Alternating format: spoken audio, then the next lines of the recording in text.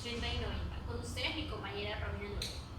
La violencia política fue una etapa de extrema violencia que vivió el Perú entre los años 80 y 90, liderando los grupos subversivos, ya sea el Sendero Luminoso, el Partido Comunista Sendero Luminoso y el MRTA.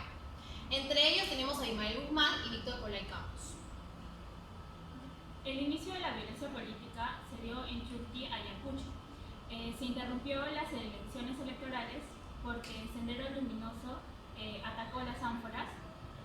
Justo ese día empezaba a votar un grupo que había sido excluido, que eran los analfabetos y que en su mayoría eran mujeres. Las Fuerzas Armadas y la Policía Nacional respondieron al mandato presidencial de defender al país de este ataque. Sin embargo, su actuación en algunos espacios y momentos derivaron en ciertas violaciones con derechos humanos. Ahora, si hablamos de las cifras, ¿cuántas personas murieron durante este ataque subversivo? Pues fueron hasta el 2018, es decir, hasta el año pasado, el Registro Único de Víctimas identificó 33.500 víctimas fatales a través de una proyección estadística por parte de la Comisión de la Verdad y Reconciliación. ¿Cuántas personas desaparecieron? Según el Registro Nacional de Personas Desaparecidas y Sitios de Entierro, registran 20.511 personas reportadas como desaparecidas durante esas 2 décadas. A continuación vamos a hablar sobre los grupos y sus ideologías, entre los cuales tenemos Sendero Luminoso y el MRTA. En primer lugar, Sendero Luminoso fue una organización subversiva que en mayo de 1980 desencadenó un conflicto armado entre la sociedad y el Estado peruano.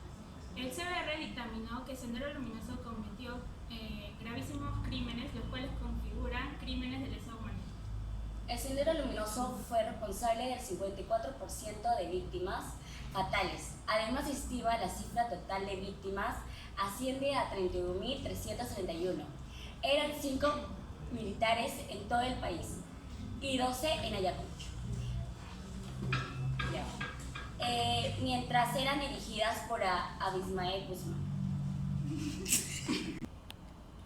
Continuamos con el siguiente grupo, el cual fue el MRTA, Movimiento Revolucionario Tupac Amaru, el cual fue liderado por Víctor Polay hasta su recaptura, que fue en julio de 1992. Cabe recalcar que este partido se fundó en 1984. Néstor Serpa fue el que asumió la conducción, el cual buscaba denunciar la política económica de un gobierno y hacer ver al pueblo la necesidad de emprender la guerra revolucionaria. Asimismo, a lo largo de la historia existieron líderes socialistas y comunistas que influyeron mucho en el pensamiento que se tuvo el partido del MRTA. A continuación hablaremos sobre los hechos principales que sucedieron en la violencia política. Y les hablaré acerca de la toma de la residencia de la Embajada de Japón. Esto sucedió en el gobierno de Fujimori, el 17 de diciembre de 1996. Fueron capturados 800 rehenes, entre ellos congresistas, ministros, embajadores, etc. Incluso la esposa de Fujimori estaba ahí entre todos ellos. La finalidad de esta incursión era chantajear al gobierno para lograr la liberación de 400 de sus militares condenados por delitos de terrorismo. El segundo atentado fue el coche bomba, que se llevó a cabo en Taranta en 1992. Estuvo conformado por 2 explosiones en la avenida Larco, que se encontraban exactamente en el área comercial de Miraflores. Cada una de estas explosiones contenía 1 tonelada de explosivos, los cuales se explotaron en la noche, exactamente a las 9:15 p.m. frente al Banco Central del Perú.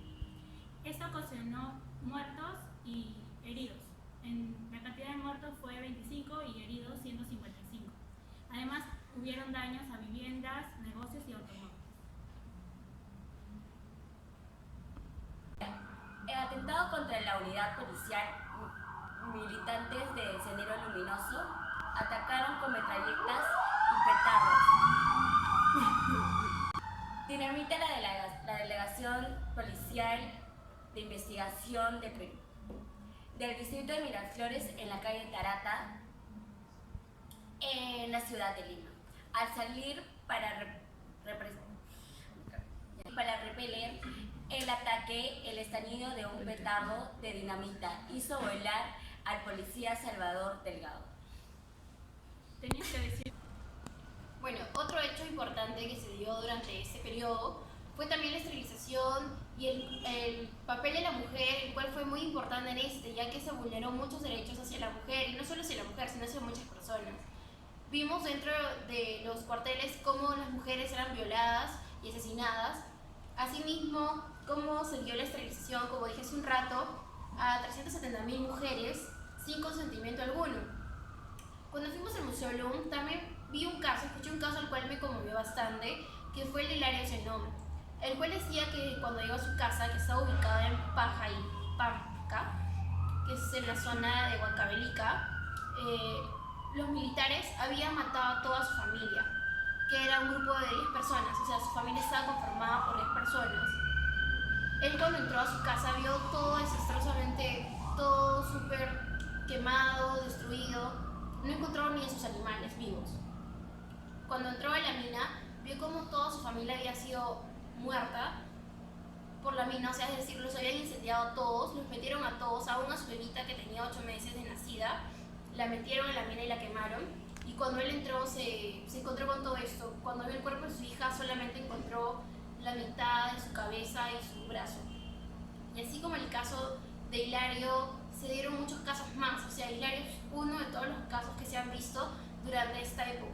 Es más, cuando Hilario sale de su casa, personalmente él entra al vicio del alcohol por la tristeza que sintió cuando vio todo esto.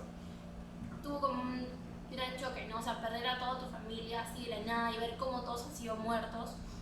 Y luego un día él iba caminando por la ciudad donde él vivía y entonces le pidieron su carnet militar y le dijeron que suba una 4x4 y lo llevaron a una cárcel donde lo acusaron de ser terrorista y que él había sido el principal autor de la muerte de su familia, es decir, lo acusaron de ser terrorista a él. Y estuvo más o menos 10 años en la cárcel hasta que hubo un nuevo proceso y él pudo recién salir en libertad. Se vulneró su derecho a la libertad porque ni siquiera lo dejaban opinar ni le dejaban decir cómo fue que sucedió todo. Simplemente lo metieron a la cárcel acusándolo de ser terrorista.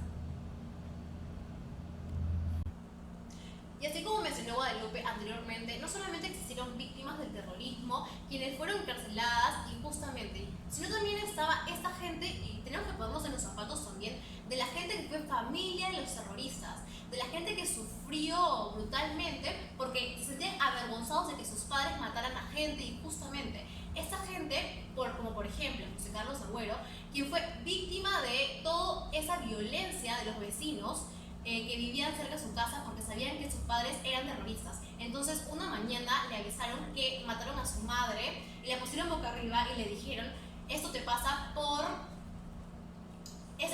traicionarnos. Exacto, dijeron que, como menciona Romina, si se dan cuenta, en este debate estamos tratando de ver los distintos puntos de vista, tanto de las personas que fueron afectadas, ya sea por militares, por violencia por parte de militares o por violencia por parte de los MRTistas o senderistas.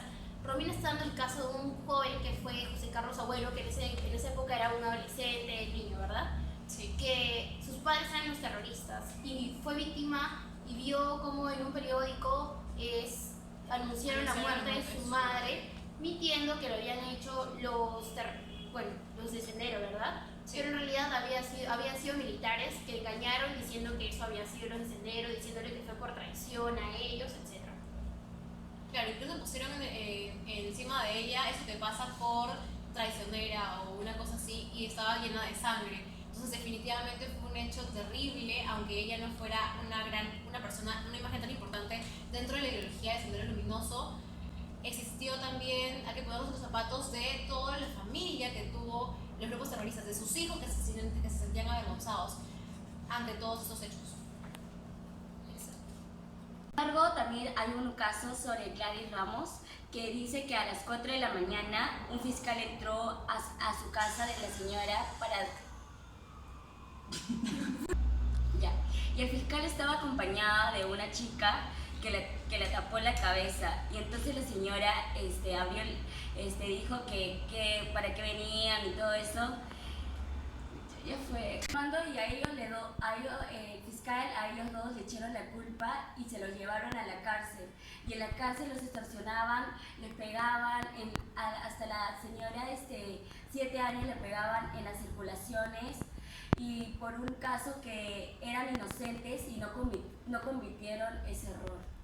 Otro tema importante del que podemos hablar, y es importante tener en claro y tener en cuenta, es la reparación a las víctimas por el Estado. Ya que el Estado ofreció muchas reparaciones a las víctimas del terrorismo y ofreció leyes para esto. En el artículo 4 habla de que le van a dar a los huérfanos, víctimas del terrorismo, ciertas becas de sus estudios gratuitos. Sin embargo, no se sabe exactamente si es que esto se hizo realmente o no. Yo creo que por parte del Estado debería haber como que un acuerdo en el que el Estado realmente se ayude, ¿no?, a esas víctimas del terrorismo que han sido dañadas principalmente en la sierra y aún en el pueblo Yaninca, el cual sufrió en aquel tiempo. El pueblo Yaninca tuvo como el 22% de su población fue víctima de estos actos terroristas, víctimas de esta violencia política vivida en esos años hasta ahora. Entonces, ¿qué está haciendo el Estado peruano por ese pueblo? ¿Quiénes abogan por ellos, no? Si no queremos que estos movimientos revolucionarios vuelvan a evolucionar, vuelvan a existir, porque, o sea, el terrorismo, bueno, o la violencia política aún no está al 100% acabada, ¿no? Aún hay grupos, por decir, el Movadef es un movimiento por los derechos fundamentales, que es un organismo vinculado a Sendero Luminoso, el cual quiere participar en elecciones, pero no la permite porque obviamente aún tiene ideología senderista. Pero tiene muchos movimientos que de una u otra manera quiere darse a lucir, por decir. Hace poco pasó, no sé si habrán visto la noticia acerca de lo que pasó en la Universidad San Marcos el 9 de septiembre de este año. Pueden imaginar que el Movadef está siendo como que el que estaba moviendo está al 100% acabada, ¿no? Aún hay grupos, por decir, el Movadef es un movimiento por los derechos fundamentales, que es un organismo vinculado a Sendero Luminoso, el cual quiere participar en elecciones, pero no la permite porque obviamente aún tiene ideología senderista. Pero tiene muchos movimientos que de una u otra manera quiere darse a lucir, por decir. Hace poco pasó, no sé si habrán visto la noticia acerca de lo que pasó en la Universidad San Marcos el 9 de septiembre de este año. Pueden imaginar que el Movadef está siendo como que el que estaba moviendo todo esto y se capturaron a 4 estudiantes de San Marcos, los cuales eran partícipes de este movimiento que literal era organizado por ellos. Y así como menciona Guadalupe, existen muchos familiares que siguen reclamando por sus familiares que fueron muertos dentro de esa etapa, estas víctimas de terrorismo. ¿Qué vamos a hacer con estas víctimas? ¿Cómo vamos a hacer las medidas de resarcimiento? La Comisión de la Verdad y Reconciliación dio ciertas medidas para que las tome el Estado. Sin embargo, hasta ahora no se ha visto que el Estado haya tomado ninguna de estas medidas por completo. Es por eso que, en nuestra opinión y en mi opinión propia, decimos que por favor las diferentes personas e incluso el Estado puedan por favor tomar medidas de resarcimiento y reparación a las víctimas que hasta ahora no se saben incluso dónde están ahora mismo. Claro, no se habla netamente de una reparación económica, sino simplemente las víctimas quieren saber dónde están sus hijos. Por ejemplo, el caso de María Ruiz Jiménez, ella relata que mientras ella dormía con su hijo, acompañado de la nada, las Fuerzas Armadas empezaron a irrumpir su propiedad y se llevaron a su hijo. Ella se quedó como que les gritó y junto a sus demás vecinas empezaron a gritarle a los policías que dejen de hacer eso. Sin embargo, ellos se los llevaron en un carro y no aparecieron nunca más.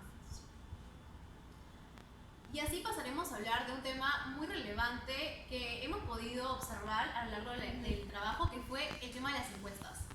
Mencionaremos una lista de encuestas, las cuales nos han dejado perplejos y muy conmovidos porque hemos escuchado las diferentes historias de los diferentes exponentes que nos han contado y nos han abierto sus experiencias dentro de esta etapa de terrorismo. Exacto, diferentes historias y también diferentes puntos de vista de muchas personas, ya que no todos vieron el terrorismo quizás por la televisión, sino muchos de ellos fueron víctimas así propiamente de esto. Uno de ellos fue Luis Arturo Valdivia Zafra, que tuvo 19 años dentro de esta etapa de terrorismo. Él fue un ingeniero metalúrgico de la UNI. y muchos colegas fueron asesinados por el terrorismo cuando fueron a trabajar a estas minas. Le tocó vivir apagones, señores, le tocó vivir en Canto Grande el apagón y se metió en la comisaría y le comenzaron a disparar dentro de esta comisaría. E incluso un día estaba él en la iglesia de Santa Beatriz y un amigo, pensando que ellos eran terroristas, los habían traído a la iglesia porque esta persona tenía un arma y lo arrojó por la espalda, pero el policía lo redujo ya que no era terrorista sino policía. Así, señores, existen muchas encuestas, como también la de Isabel Yapa Jara, quien trabajaba en esa época en Javier Prado. Ella tenía 30 años y llegó a Lima en ese entonces y se enteró por los policías que la municipalidad había explotado por causas de estos grupos terroristas. Ese mismo día ella iba por Javier Prado de Trébol y cuando llegó a la esquina de Aviación con Javier Prado, el establecimiento de gas explotó. Incluso entraron a La Cantuta, a Barrios Altos, y ahí disminuyó el terrorismo gracias ese fue su testimonio, ¿no? Que ahí disminuyó el terrorismo gracias a que esos militares mataron a mucha gente de La Cantuta. Exacto, otro caso que me contó una profesora mía llamada Marva Soto, la cual fue mi profesora en primaria. Ella me comentaba que, o sea, ella vivió la época de la violencia política en el país cuando era profesora en La Oroya, y el colegio donde ella trabajaba estaba lejos de donde ella vivía, ya que en la sierra no hay muchas casas cercas, o sea, como que una casa está por acá, la otra está lejos, y así por distancias. Entonces, mi profesora comentaba que ella estaba yendo como que en un tipo minivan, porque ahí no hay buses ni microbuses, algo así. Estaba yendo en una tipo van con muchos profesores más, y entonces los detuvieron un grupo de militares y ni siquiera les dijeron enséñenos su DNI o algo, simplemente la detuvieron y la llevaron a la cárcel diciéndole que fue terrorista. Y así como mencionamos el caso de los militares, desde mi punto de vista creo también que hubo como que un abuso de poder por parte de militares, ya que no se ejerció debidamente, se podría decir, el poder por parte de ellos, ¿no? Algo que se cuestionó mucho sí fue eso precisamente, que los militares tuvieron un abuso de poder, sobre todo en las poblaciones andinas o en las poblaciones de la sierra. Entonces, para esto hicimos una encuesta preguntando si realmente estos militares tuvieron un abuso de poder. Algunas personas, como por ejemplo Andrés Veneros Uriol, dijeron que no tenían un abuso de poder porque ellos tenían que simplemente acatar órdenes desde arriba del presidente, porque si no sería realmente estos militares tuvieron un abuso de poder. Algunas personas, como por ejemplo Andrés Veneros Uriol, dijeron que no tenían un abuso de poder porque ellos tenían que simplemente acatar órdenes desde arriba del presidente, porque si no sería una traición a la patria. En mi opinión, sinceramente, básicamente, estos policías, muchos de ellos, simplemente acataron órdenes, mientras que otros simplemente abusaron de su poder para así matar a gente inocente que no tenía nada que ver entre este problema. Es decir, la policía y el sistema del ejército actuó bien en ciertas partes de la historia, pero también actuó mal en otras. En mi opinión, muchas veces mataban a inocentes, mucha gente sufrió y sus familiares siguen reclamando ante estos sufrimientos de sus familiares, de esas víctimas.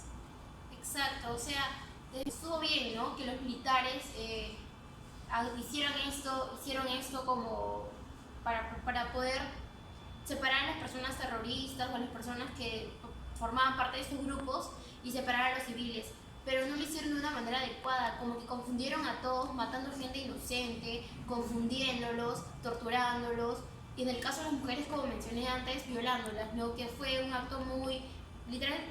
La época de la violencia política en el Perú fue una época en la que se violaron mucho los derechos humanos de las personas, una época de terror en la que mi mamá me comentó que nadie podía salir a partir de las 8 de la noche porque te podían... Toque de queda. Exacto, el toque de queda, que no podías salir porque te podían detener o decir que eres un terrorista, entonces muchas Claro, cosas, incluso tú no sabías si es que vivías al costado, que si tu vecino era terrorista o no, y si ni siquiera sabías si la persona con la que estabas hablando al costado, que era tu amigo, podía ser un terrorista, porque en ese entonces se podían confundir en cualquier momento y simplemente matarte porque pensabas que eras cómplice o que sabías algo de los grupos terroristas.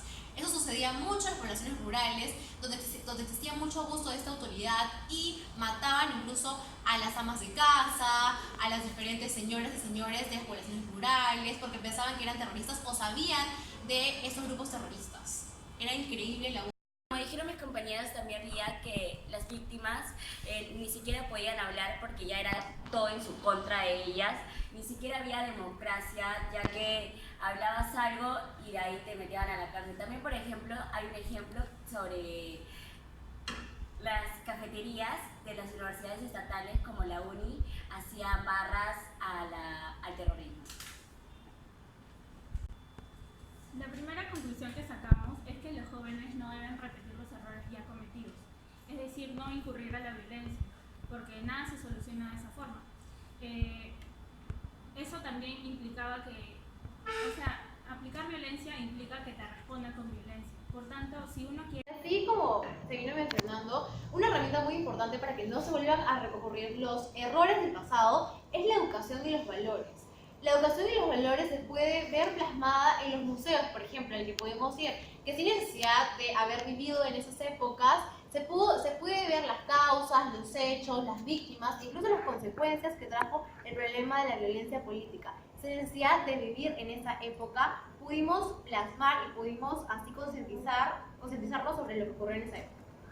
Exacto, como dice Romina, el el Museo LUM, que es ubicado en Miraflores, es una herramienta muy útil que desde mi perspectiva yo creo que todos los peruanos que estén en el colegio, universidades, institutos o etcétera, deberían visitar constantemente ese museo para que sepan qué fue lo que sucedió, ya que no todas las personas tienen información verídica, ¿no? Tal vez se lo contaron o se lo mencionaron así, pero no saben realmente qué hechos sucedieron, quiénes fueron los afectados, cómo sucedió esto, a partir del gobierno de qué presidente. Entonces, el UM es un lugar donde todos, y también mi grupo aprendió mucho, ¿no? Tal vez muchos de nosotros sabíamos qué era el terrorismo, qué fue la época de violencia en el Perú como una idea nada más. Pero en el UM todas reforzamos conocimientos acerca de esto. Asimismo, como decía Romina, los valores que se inculcan no solamente en las escuelas o en la educación, sino también en casa, ¿no? ¿Qué tipo de educación tenemos en casa? Eso infunde mucho en cada persona.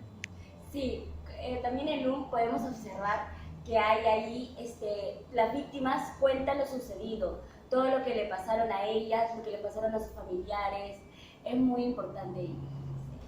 Si bien es cierto que también se necesita un compromiso por parte de la sociedad peruana, también el Estado debe ser comprometido, porque él tiene un punto de vista centralizado en la capital y descuida las otras partes del Lima. Exacto, debería haber igualdad tanto en la capital, que es Lima y es muy importante, como también en las provincias, ¿no? En donde tal vez no llegan las noticias, donde tal vez no hay internet, donde tal vez no hay televisión, no hay señal. Entonces yo creo que todos esos pueblos deberían ser informados, educados, para todos por igual. En definitiva, concluimos que el centralismo es una de las causas más importantes de la violencia política, que luego hizo que surgiera los diferentes grupos de brechas sociales,